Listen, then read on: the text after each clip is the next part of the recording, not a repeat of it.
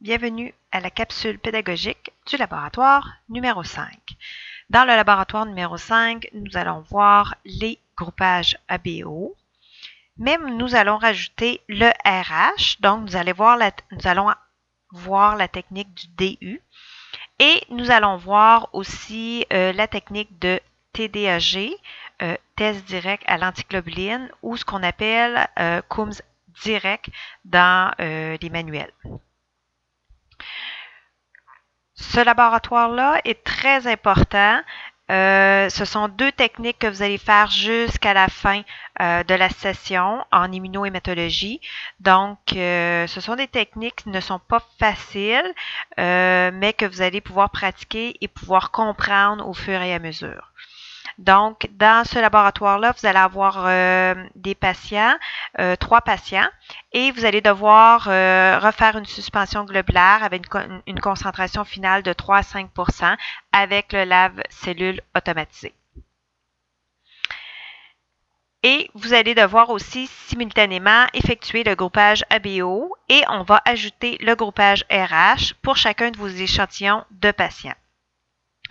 Pour le groupage ABO, je vais vous demander, dans le cas d'une réaction positive avec l'anti-A dans l'épreuve globulaire, d'effectuer une épreuve globulaire avec l'anti-A1. Si on a une réponse négative, donc il n'y a pas d'agglutination avec l'anti-A1, on parle d'un groupe A2. Et s'il y a agglutination avec l'anti-A1, on parle d'un groupe A1. Donc, je vais vous demander d'identifier les A1 et les A2 encore dans ce laboratoire. Pour ce qui est du test sérique ou épreuve de Siponin, vous effectuez vos tests comme les laboratoires précédents avec le plasma et les hémacitis.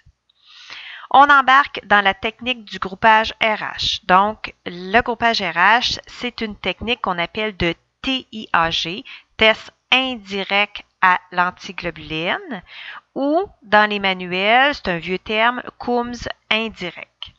En quoi ça concerne? Vous allez devoir prendre vos globules rouges de 3 à 5 % de vos patients et les mettre en contact avec un antisérum anti-D. Donc, cet antisérum-là va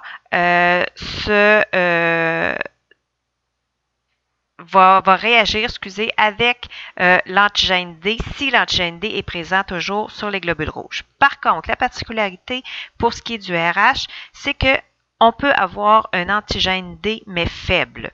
Donc, il va falloir utiliser différentes méthodes pour aller chercher cet antigène-là qui est plus faible, donc qui ne réagira pas immédiatement. Donc, dans un premier temps, vous allez identifier un tube et vous allez le mettre en contact avec de l'anti-D, une goutte de suspension d'anti-D et une goutte de suspension globulaire. Vous allez centrifuger le tout 30 secondes, comme votre groupage ABO, et vous allez faire la lecture macroscopiquement. S'il y a agglutination, on parle, votre patient est RH positif et tout s'arrête là. Par contre, s'il n'y a pas d'agglutination, il faut poursuivre les analyses. Je vous ai fait un petit tableau et ce tableau-là, vous l'avez dans votre manuel, manuel là, de notes de cours avec Jennifer. Donc, vous allez faire les dessins avec Jennifer pendant un des cours théoriques, mais quand même, je voulais vous démontrer des fois avec des dessins, c'est plus facile. Donc, ce que on vient de faire, ce que je viens de vous expliquer dans la diapositive précédente, c'est cette partie-là. Donc, ce qu'on a pris, et là, je vous donne 3 exemples. Un groupe RH négatif, un patient RH négatif, un patient qui va être D faible et un patient qui va être RH positif. Dans les 3 cas, on utilise des globules rouges lavés, comme je vous ai mentionné, 3 à 5 %. Et là, vous voyez qu'ici, je n'ai pas d'antigène D. Ici, j'en ai un petit peu et ici, j'en ai suffisamment. Donc, j'ajoute de l'anti-D, ce qu'on vient de voir dans la diapositive précédente. Et dans mon anti-D, je n'ai pas que des anticorps IgM. J'ai des anticorps IgG et vous allez comprendre pourquoi un petit peu plus loin. Donc, je mets l'anti-D en lien avec les globules rouges. Vous voyez que pour une personne RH négatif, après centrifugation 30 secondes, il n'y a rien qui s'attache. Je n'ai pas d'antigène D. Donc, résultat négatif, pas d'agglutination. Par contre, si j'ai un D faible, j'ai des IgM qui pourraient s'attacher, mais j'en ai pas suffisamment. Donc, je n'ai pas assez d'antigène D pour que les IgM fassent une agglutination, donc rassemblent plus de globules rouges ensemble. Donc, le résultat va donner négatif. Mais ce n'est pas parce que je n'ai pas d'antigène D. Et vous voyez au bout complètement, si vous avez un résultat positif, donc une agglutination, c'est que les IgM, il y en avait suffisamment d'antigène D et ça s'est accroché et a pu réunir plusieurs globules rouges ensemble. Donc, le résultat est positif et le RH est positif, ça s'arrête là. Vous voyez, on n'a plus la suite des choses. C'est bon pour la première étape. Deuxième étape maintenant, si c'est négatif après centrifugation de 30 secondes, vous incubez vos tubes, vos patients, au bain-marie à 37 degrés. Ce sont des bains secs maintenant qu'on utilise. Ils sont au bout des comptoirs et je vais vous demander aussi d'inscrire vos initiales sur vos tubes lorsque vous allez mettre vos tubes dans les bains-maries. Et vous allez devoir prendre la température des bains-maries et l'inscrire sur les feuilles de contrôle de qualité à côté des bains-maries. Donc, vous incubez 15 minutes. Après 15 minutes, vous recentrifugez 30 secondes et vous refaites la lecture. S'il y a agglutination après le 15 minutes à 37, on y va, notre patient est RH positif. Par contre, s'il n'y a pas d'agglutination après la centrifugation, il faut poursuivre les analyses. C'est ce qu'on appelle la technique de TIAG. Je reprends mon petit tableau. On est dans la deuxième partie, dans le cas négatif. Donc, dans ces deux cas ici. On a incubé 37 à 37 degrés pendant 15 minutes. Vous voyez qu'on a encore nos IgM et nos IgG. Okay? Dans le cas où il y a il n'y a pas d'antigène du tout, bien, on centrifuge, puis c'est sûr que ni un ni l'autre des anticorps ne s'est accroché à l'antigène.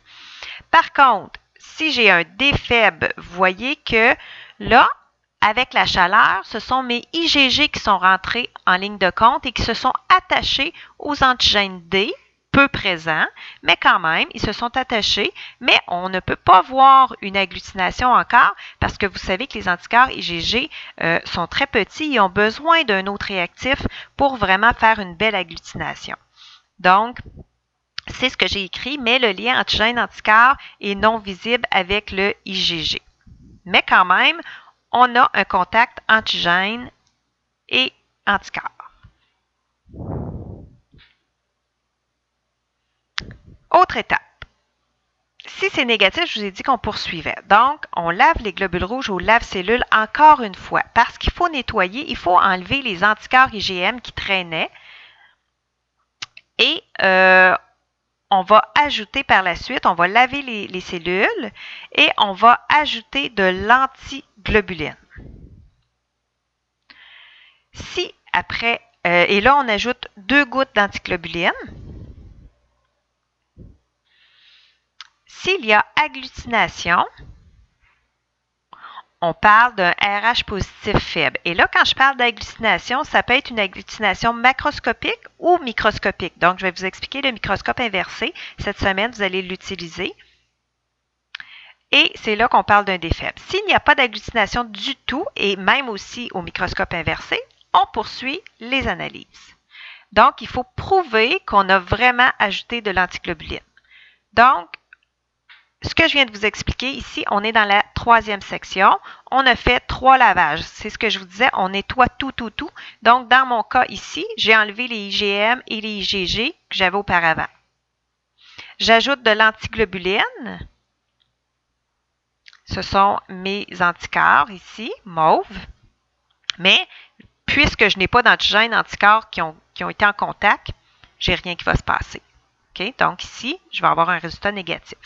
Par contre, ici, j'avais, dans mon incubation, accroché des IgG aux antigènes D. J'ajoute de l'antiglobuline. Après mon lavage, là, les IgM sont partis et il n'est resté que les contacts. J'ajoute de l'antiglobuline et vous voyez qu'avec l'antiglobuline, je suis capable de faire des liens avec les IgG et produire une agglutination. Donc, dans ce cas-ci, mon processus arrête, OK? Et je peux dire que j'ai un D faible. Par contre, ici, après centrifugation, c'est RH neg, et après aussi, au niveau du microscope inversé, c'est négatif.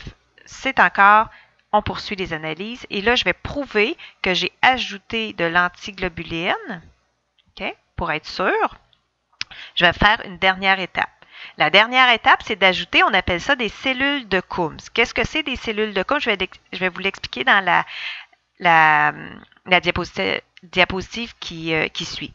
Donc, des cellules de Coombs avec vos globules rouges que vous aviez lavés avec l'antiglobuline.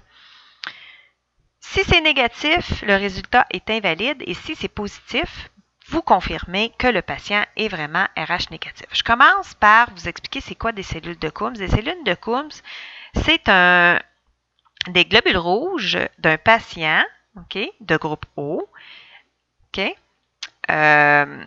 qui sont sensibilisés. Donc, O, RH pose, donc avec de l'antigène D, et qu'on a mis par-dessus de l'anti-D, c'est ce qu'on appelle la cellule sensibilisée. Donc, ici, on a dans notre bouteille des globules rouges avec des antigènes D. Par-dessus, on a mis un anti-D. Et on a mis assez une quantité suffisante pour enrober les antigènes, mais on ne veut pas que ça agglutine. Okay.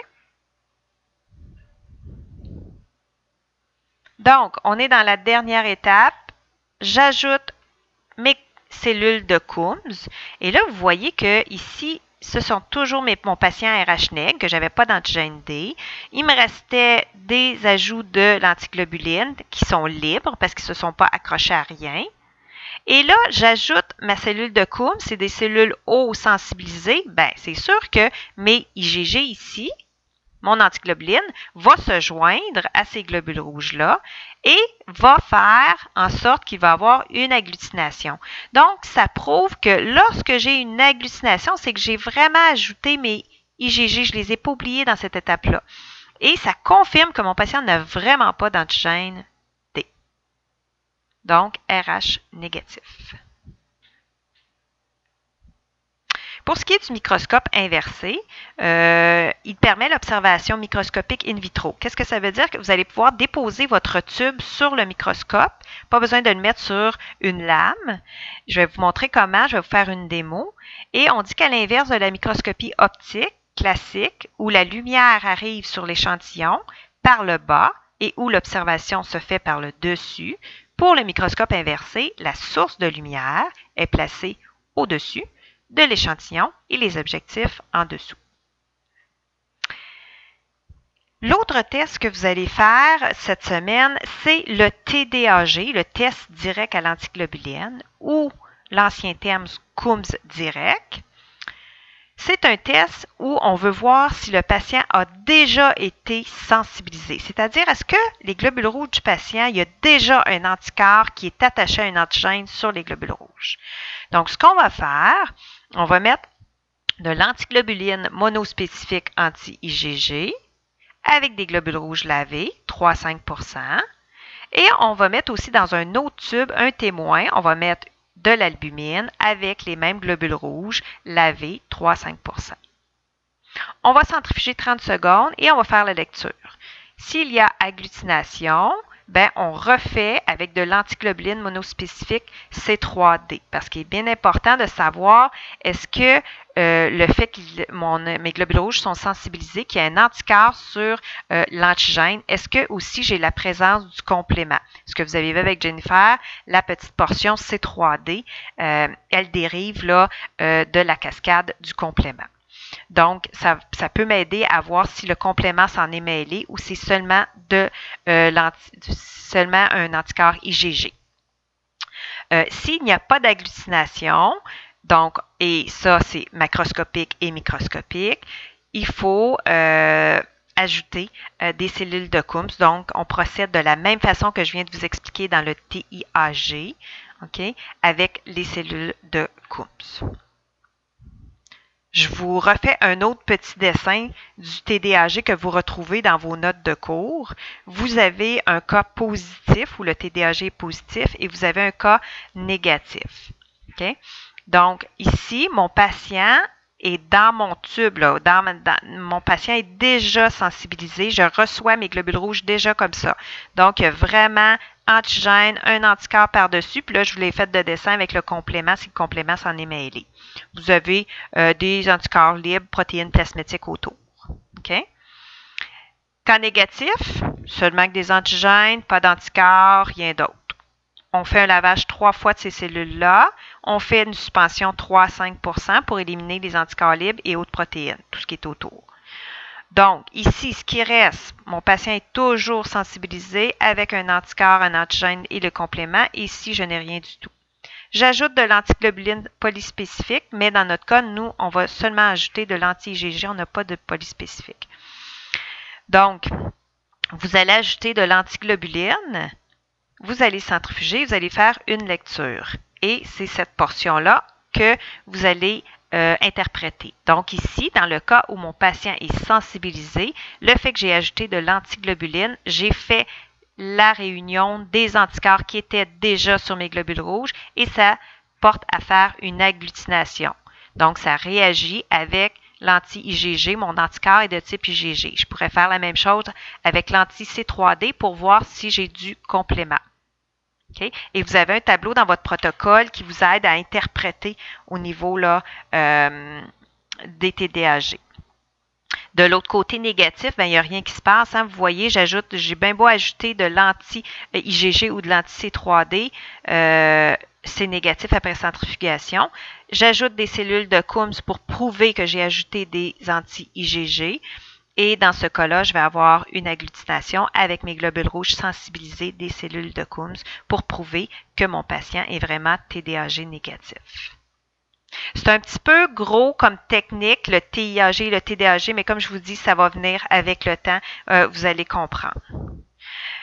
On a un nouveau rapport aussi. J'ai oublié de vous mentionner qu'il est important de regarder votre identification et la disposition des tubes dans le portoir parce que vous allez devoir avoir un deuxième portoir pour la portion TDAG, donc, et aussi où vous allez placer votre anti-D dans votre portoir. Nouveau rapport cette semaine, un petit peu plus complexe. Vous voyez, numéro de patient, groupage ABO, épreuve globulaire, épreuve sérique. Ça va pour vous avec l'anti-A au besoin. Par contre, nouvelle partie, groupe RH, avec l'anti-D. Et là, vous avez les différentes étapes. Centrifugation immédiate, 15 minutes à 37. Quand on ajoute l'antiglobuline, la lecture macroscopique, microscopique et les cellules de Coombs. Vous avez la technique de TDAG, quand on ajoute de l'anti-IgG, quand on ajoute de l'albumine dans l'autre tube, macroscopique, microscopique pour les lectures, les cellules de Coombs s'il y a lieu, macroscopique, microscopique ici aussi, et les cellules de Coombs. Et vous devez interpréter au niveau des résultats. Je vous fais deux petits exemples. Okay? J'ai mon premier patient. Okay? Ici, il est A. J'ai fait l'anti-A1, il est A1. Avec des anti-B, tout fonctionne. J'ai fait l'anti-D, il était négatif à la centrifugation immédiate. Il était négatif après 15 minutes à 37. J'ai ajouté de l'anti-IgG, 2 gouttes. J'ai lavé 3 fois, excusez. J'ai ajouté de l'anti-IgG. Ici, mon petit cercle blanc, là, c'est lorsque vous allez aller dans le bain-marie. Vous devez cocher ici le petit cercle blanc comme quoi vous avez vraiment vérifié la température. C'est important. Donc, 3 lavages. Après, vous ajoutez 2 gouttes d'anti-IgG, vous centrifugez. Négatif macroscopique. Oh, vous allez voir au microscope, c'est positif. Donc, vous n'ajoutez pas les cellules de Coombs dès que c'est positif. Qu'est-ce que ça va donner comme résultat? C'est un A1 avec un D faible. Mon deuxième patient, il est O. Donc, on ne fait pas l'anti-A1. Avec les anticorps anti-B, ça fonctionne. Et il réagit tout de suite en centrifugation immédiate. Donc, il est O positif. Mon troisième patient, il réagit dans le anti-B et l'anti-AB, donc il est B, non applicable pour l'anti-A1. Il a des anti-A1, ça fonctionne, donc il est du groupe B. Il ne réagit pas à centrifugation immédiate, ni 15 minutes à 37. On fait les 3 lavages, on ajoute l'anti-IgG, négatif macroscopique, négatif microscopique, et on ajoute les cellules de Coombs et vous avez un résultat positif, ce qui est valide. Donc, mon patient est vraiment B négatif. Je vous amène un autre tableau avec différents patients aussi. Mon premier patient est B négatif. Tout va bien ici. Négatif, négatif, négatif. Mes cellules de gomme sont positifs. J'ai fait le TDAG. C'est négatif dans les deux cas. Positif. Là, je ne vous ai pas mis les témoins, là, mais mon témoin serait négatif aussi. Donc, B négatif, tout va bien. Par contre, deuxième patient, O, et il réagit en CI au positif, tout est correct, et mon TDAG est positif, ça va. OK? Ici, j'ai un groupe A2 parce qu'il ne réagit pas avec l'anti-A1, avec des anti-B, ça va. Il est négatif en centrifugation immédiate. Il est négatif après 37, mais regardez, j'ai fait mes 3 lavages, ajouté 2 gouttes d'anti-IgG, il est sorti macroscopiquement 1+. Donc, c'est un RH faible. Mais si je vais voir mon TDAG a donné positif. Donc, ça invalide mon RH. Je vais vous laisser ça comme ça, puis je vais vous faire un beau dessin au tableau pour vous expliquer, parce que ça, c'est quand même assez complexe. Mais je voulais quand même vous montrer que lorsqu'un TDAG est positif et qu'ici, c'est positif, ça, ici, c'est invalide au niveau du RH. Tandis que vous voyez ici, j'avais positif au départ, donc pas positif dans cette partie-là. Et mon TDAG positif, ça n'a pas affecté. Fait que je vais vous expliquer un petit peu plus tard là-dessus. Je termine avec juste un petit rappel. Faire le plein des pipettes, fermer le lave-cellule, ne pas laisser votre tablette ouverte, replacer les réactifs à la bonne place sur le portoir, prendre le réactif avec la main gantée, regarder vos tubes lors de la lecture, ne pas agiter trop fort, ne pas frotter le tube sur la paillasse, jeter vos patients seulement à la fin du labo. Donc, je vous vois pour le laboratoire numéro 5. Merci.